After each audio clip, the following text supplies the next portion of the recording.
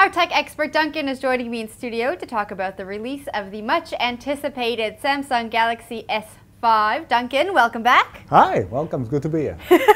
Okay, well, the Samsung Galaxy S5 is going to be released in South Africa in, do we know when? Yeah, a few weeks. Few weeks. Okay, what can we expect? A high price. $469 a month on contract, Vodacom and Cell C, cash price of over 10,000 Rand. That's for a cell phone.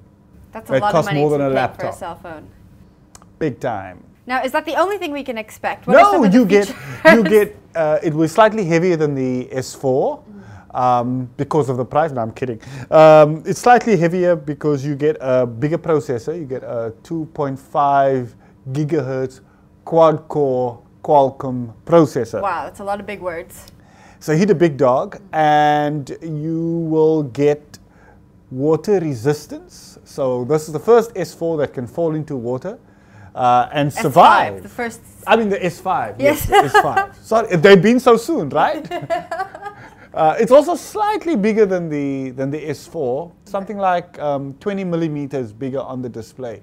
So you should get a whole bunch of features. The biggest thing, though, for Samsung is that, you know, the S4 was criticized for being too full of gimmicks and too low on features. And Samsung has said that with the S5, there are more features, fewer gimmicks.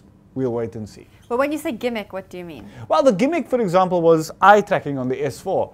Great idea, but it didn't always work. Okay. You could stare at it, and me particularly, I stared at it and tried to make the screen go up and down. It never worked. On the S5, they've refined a lot of features that they think people like. They've included a fingerprint scanner, reader, Okay. that's certified by PayPal. So that should be cool. We'll see if that works all of the time. So they're giving you features. Okay. What's the feature you're looking forward to the most? Ooh, on the phone. Yeah. Do we still bother making phone calls? No? Well, look, for me, the issue is bigger than the phone itself. For me, the issue is the infrastructure, it's data.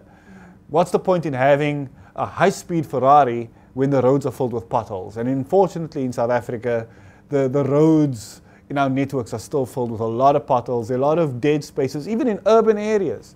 There are a lot of dead spaces where you get no signal at all. Yeah. That is an issue I think is way more important than the latest, greatest smartphone that's be out next week. All right, so I think I know your answer to this, but if you have the S4 now, would you bother upgrading to the S5? No.